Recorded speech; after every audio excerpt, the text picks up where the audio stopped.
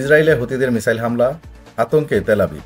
ইসরায়েলের প্রাণকেন্দ্রে Tel Aviv ও আশপাশের শহরগুলোতে 9 ঘণ্টা বিরতির পর আবারও কেঁপে উঠেছে বিস্ফোরণের শব্দে। সাইরেনের শব্দে প্রকম্পিত তেল আবিব ও বেন গরিয়ন বিমানবন্দরে দেখা গেছে আতঙ্ক ও ছোটাছুটি দৃশ্য। ইয়েমেনের সশস্ত্র হুতি যোদ্ধারা ইসরায়েলের প্রধান আন্তর্জাতিক বিমানবন্দর বেন গরিয়নে হামলা চালিয়েছে। দাবি করা হচ্ছে, এতদিন বিমানবন্দরে সরাসরি আঘাত না লাগলেও এবার সেটি আঘাতপ্রাপ্ত হয়েছে। হামলার কারণে কয়েক ঘণ্টা বিমানবন্দরে কার্যক্রম স্থগিত থাকে। এছাড়া জাফা শহরের সামরিক ঘাঁটিগুলোও হুতিদের টার্গেট ছিল। আনসারুল্লাহ বাহিনীর পক্ষ থেকে দাবি করা হয়েছে, এই হামলায় হাইপারসোনিক ব্যালিস্টিক মিসাইল ব্যবহার করা হয়েছে। অপারেশন দুলফি ফর প্যালেস্টাইন 2 সফল হয়েছে বলেও তারা জানিয়েছে। আতঙ্কে আশ্রয়কেন্দ্রে ছুটছে লাখো মানুষ।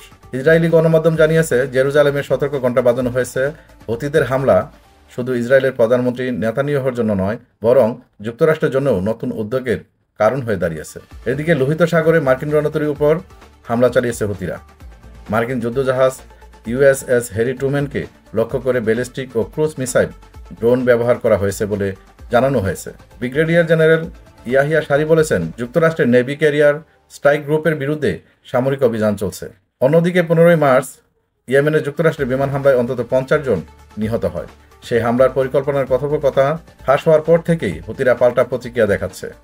আনসারুল্লাহ বাহিনীর প্রধান আব্দুল মালিক আল হুতি জানিয়েছেন, ইসরায়েল ও যুক্তরাষ্ট্র ফিলিস্তিনিদের নিশ্চিহ্ন করতে চাইছে, যা কখনোই হতে দেওয়া যাবে না। গাজায় যুদ্ধবিরতির প্রশ্নে উত্তেজনার মধ্যেই এই হামলার পরিস্থিতিকে আরও জটিল করে তুলছে।